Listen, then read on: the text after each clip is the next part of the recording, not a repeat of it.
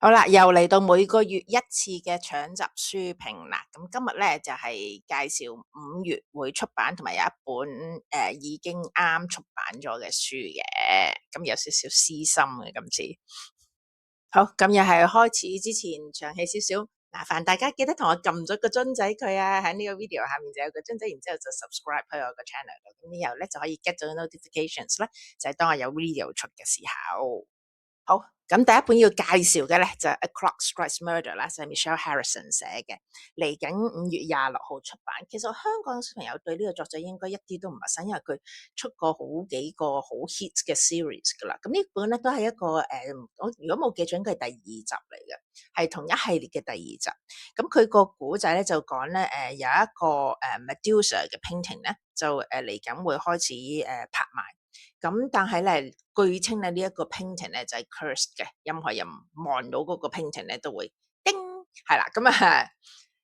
咁 it so happens 啦，咁有個bidder 啦，即係嚟緊會拍賣呢一個嘅展品嘅一個嘅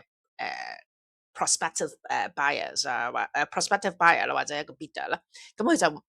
叮咗，咁跟住咧嗰個painting 嘅原本持有人咧就失蹤咗嘅，咁所以咧其實個古仔就好，我覺得好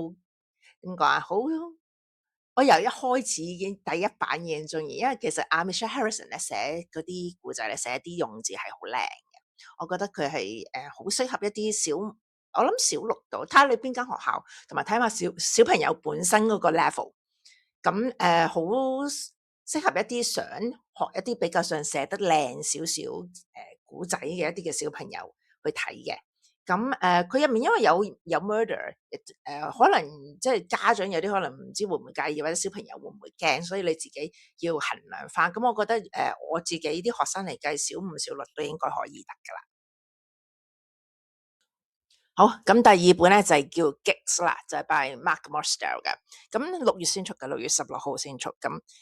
適合幾多歲啊？呢個真係好睇你自己嘅接受程度，因為佢係一本 graphic novel 嚟嘅。咁入面亦都有 swear words，有 effort 嘅。咁我要話你俾你知有 effort。咁係喺啲，因為 graphic novel 啦，咁你都會見到係即係好似啲 dialogues 咁去嘅啦。咁喺啲 dialogue 上面有 effort 嘅。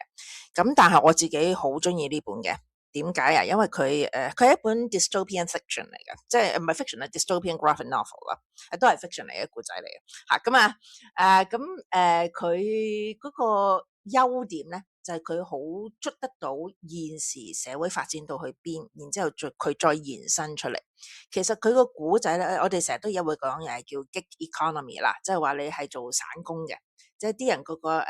有激咁就去接咗份 job，咁然之後就跟住就收錢。咁佢嗰個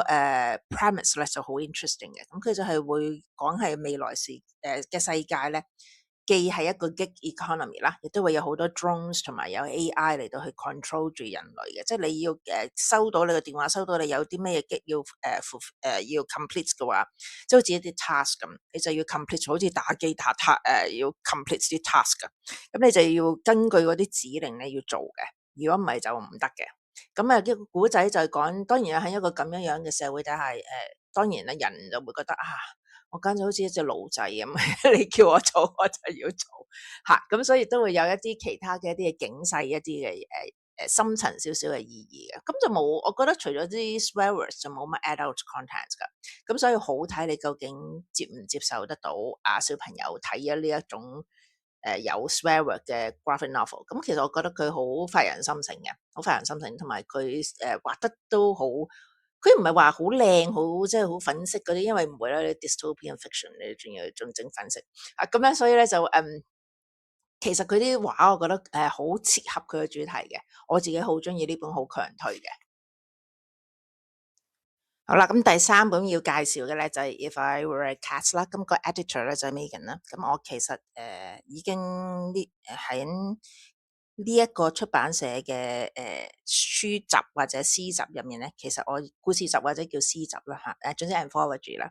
嚇，咁我就已經應該係第3次出現我嘅作品噶啦。咁有少少尷尬介紹自己，你見我之前都冇介紹自己啲收錄咗自己啲作品嘅詩或者詩集或者諸如此類，但今次會介紹咧，因為其實入面有一啲嘅情緒原因嘅。好，咁同埋咧要提一提，我會喺我個 comments 嘅一樓同埋呢一個 video 嘅 description 入面咧，都會放翻條 Amazon 嘅 link 出嚟俾大家買呢本詩集嘅，請大家多多支持。個情緒原因咧就其實係3月頭嘅時候咧，阿胖仔即係我隻貓仔咧就走咗嘅，就因為癌症。咁所以我就寫咗其中一首詩就係俾佢嘅。咁俾咗佢之後，寫咗首詩俾佢。It so happens，我有兩個小朋友，咁我啲學生啦嚇，就畫咗幅畫。咁後面其實原先仲有啲字嘅，唔好意思，我都要抹咗啲字，因為嗰個出版上咧，嗰個背後啲字係嚟自 Bible 咧。咁響copyright 嗰方面咧，會有一啲嘅 issue，所以我就要抹走咗啲字嘅。咁其實幅畫咧就係我兩個學生，我兩個學生跟咗我好耐噶啦，咁我其實好錫佢哋，即係任何學生都錫啦。咁但呢兩個係可能比較上個 bond 係比較上深一啲，因為佢哋嚟過我屋企好多次噶啦，佢探過我好多次，亦都見過胖仔好多次。咁佢哋就畫咗幅畫啦，咁就我嚟即係 comfort 咗。咁我交首詩上去嘅時候咯，想擺埋幅畫入去咧。個原因咧就其實幅畫 It so happens 咧就好切合嗰個主題，就 If I were a cat 嘅，因為佢哋成日喺堂上面咧就會見到我抱住阿胖仔，胖仔好似隻啤啤熊咁樣坐咗喺我嘅大髀嗰度，咁佢就擺隻手仔，擺對手仔喺個台面嗰度，咁然之後就會望住啲學生上堂嘅。咁試過有一次，其實我都記得嘅，有一次咧就阿胖仔咧就。我叫佢扮翻校長，就要佢因為啲小朋友喺度掛住笑佢咧，咁跟住咧，我就叫阿胖仔扮阿胖仔講咧，就話你哋要認真啊，我睇住你啊，咁樣跟住咧就扮阿胖仔就兩隻手仔咁樣拍落嗰張台仔度啦。咁點知因為佢個樣實上太可愛、太搞笑，佢變成全班喺度笑。咁嗰陣時咧，其實呢兩個小妹妹咧都喺度嘅。咁但佢哋幅畫好有意義嘅。其實佢將嗰個我同埋胖仔就正係對調咗嘅，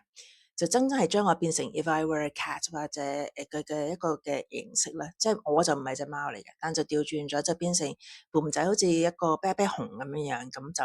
抱翻住我，咁所以就send 咗過去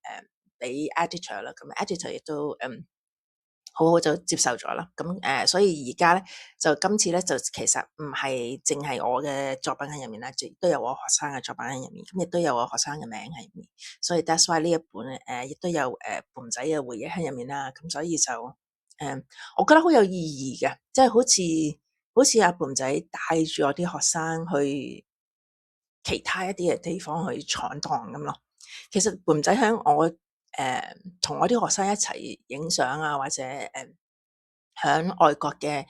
一啲嘅 publications 度出現咧，其實都唔係第一次。另外仲有一次就係我哋嗰陣時喺 First News 入面都曾經出現過㗎。咁又係阿胖仔坐正喺台度，我哋啲 editorial group 咁喺度開會嘅時候，佢就坐正喺台中間咁。咁我嗰陣時亦都係個 editor 一見到阿胖仔，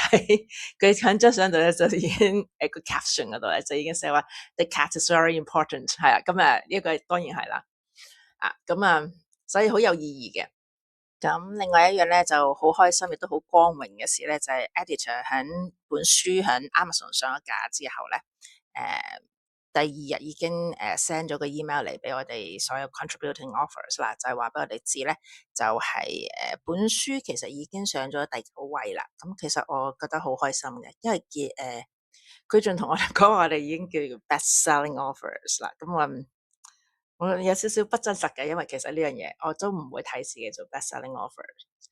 我只係睇係一件好開心，即係可以同胖仔同埋我啲小朋友，即係我啲學生啦，一齊去有一個 final task 係complete 咗咯。